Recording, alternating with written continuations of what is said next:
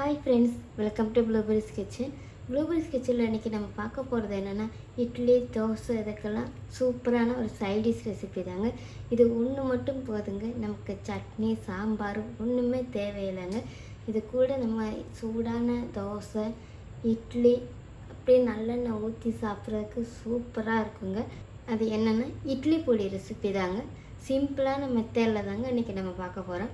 இப்போ வாங்க நம்ம வீடியோக்குள்ளே போகலாம். வீடியோக்குள்ளே போகிறதுக்கு முன்னாடி இப்போ தான் நீங்கள் ப்ளூபெரிஸ் கிச்சனை முறையாக பார்க்குறீங்கன்னா மறக்காமல் கொஞ்சம் சப்ஸ்கிரைப் பண்ணிக்கோங்க. பக்கத்தில் இருக்கிற பெல் ஐக்கானையும் ப்ரெஸ் பண்ணிக்கோங்க. அப்படின்னா தான் நான் புதுசாக வீடியோ போட்டால் நீங்கள் என்னுடைய ரெசிபிஸை பார்க்கலாம். நிறைய சிம்பிளான ரெசிபிஸ்லாம் போட்டிருக்கீங்க, போய் பாருங்கள், உங்களுக்கு யூஸ்ஃபுல்லாக தான் இருக்கும். இப்போ வாங்க நம்ம வீடியோக்குள்ளே போகலாம். இப்போ நம்ம இட்லி பொடி பண்ணுறதுக்கு எல்லாத்தையுமே ட்ரை ரோஸ்ட் பண்ணி எடுத்துக்கலாங்க. நான் அரை கப்பு அளவுக்கு வெள்ளை உளுந்து எடுத்திருக்கேன்.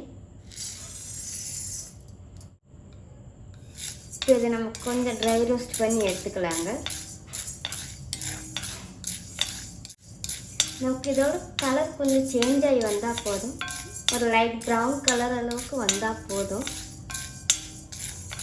சிம்மில் வச்சு தாங்க நம்ம இதை ட்ரை ரோஸ்ட் பண்ணி எடுக்கணும். இப்போ நம்ம சேர்த்த உளுந்தோட கலர் கொஞ்சம் சேஞ்ச் ஆகி வந்திருக்குங்க, கொஞ்சம் வறுப்பட்டு வந்திருக்கு. இப்போ நம்ம இதில் 1/4 கப் அளவுக்கு கடலைப்பருப்பு நான் சேர்த்துக்கிறேன். இப்போ இதையும் நல்லா ட்ரை ரோஸ்ட் பண்ணி எடுத்துக்கலாங்க. இப்போ நமக்கு உளுந்தம்பருப்பு கடலைப்பருப்பு நல்லா ட்ரை ரோஸ்ட் ஆகி வந்துருச்சுங்க. இப்போ நம்ம இதை ஒரு பிளேட்டுக்கு மாற்றிக்கலாம்.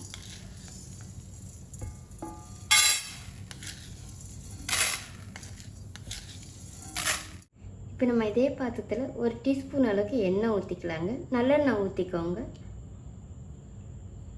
நம்ம ஊற்றின எண்ணெயும் நல்லா சூடாகி வந்துருச்சுங்க. இப்போ நம்ம இதில் உரப்புக்காக 3 வத்தல், எனக்கு வத்தல் கொஞ்சம் நல்லா உரைக்குங்க, அதனால் நான் 3 எடுத்திருக்கேன். கலருக்காக 4-5 காஷ்மீர் வத்தலும் கொஞ்சம் கருவேப்பிலை. பொடிப்பல் பூண்டாக இருக்கிறதுனால 4 பூண்டு நான் எடுத்துருக்கேங்க. பெரிய பூண்டாக இருந்துச்சுன்னா நீங்கள் 2 பல் பூண்டு சேர்த்துக்கோங்க. இப்போ இதையும் நல்லா ட்ரை ரோஸ்ட் பண்ணி எடுத்துக்கலாங்க.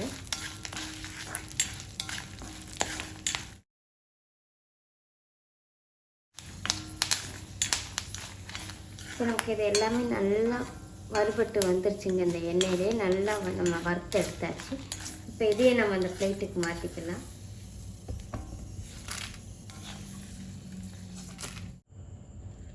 கால் கப் அளவுக்கு நான் வெள்ளை எள்ளு எடுத்து வச்சுருக்கேங்க. இப்போ நம்ம இதையும் இந்த எண்ணெயிலேயே ட்ரை ரோஸ்ட் பண்ணி எடுத்துக்கலாம்.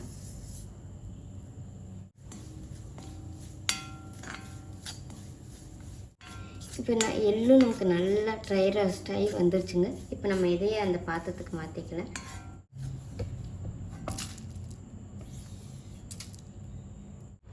இப்போ நான் அடுப்பை அமுத்திட்டேங்க. இந்த சட்டி சூட்டுலேயே இட்லி பொடிக்கு தேவையான உப்பை நம்ம ட்ரை ரோஸ்ட் பண்ணி எடுத்துக்கலாங்க. கொஞ்சமாக பெருங்காயப்பொடி,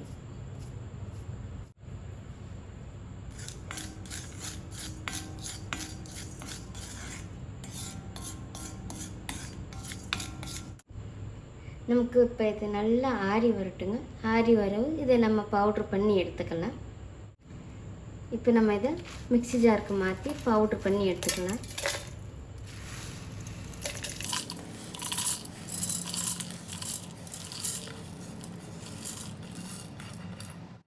இப்போ நான் இதை பவுட்ரு பண்ணி எடுத்துகிட்டு வந்து உங்களுக்கு நான் காட்டுறேங்க. ஃப்ரெண்ட்ஸ், நான் இப்போ பவுட்ரு பண்ணி எடுத்துகிட்டு வந்திருக்கேன். இதை நான் ரெம்பையும் குறப்பாக இல்லாமல் ரெம்பையும் பவுடராக இல்லாமல் ரவை பதத்துக்கு தான் நான் எடுத்துகிட்டு வந்திருக்கேன். இதை நம்ம காலைல சூடான இட்லி தோசை இது கூட வச்சு நல்லெண்ணெய் ஊற்றி சாப்பிட்டா டேஸ்ட்டு சூப்பராக இருக்குங்க. நம்ம மிக்சியில் அரைச்சதுக்கு அதுக்கும் கொஞ்சம் சூடாக இருக்கும். சூடு இதெல்லாம் கொஞ்சம் போகும். நம்ம ஒரு கிளாஸ் ஜாருக்கு மாற்றி ஸ்டோர் பண்ணி வச்சுக்கலாங்க.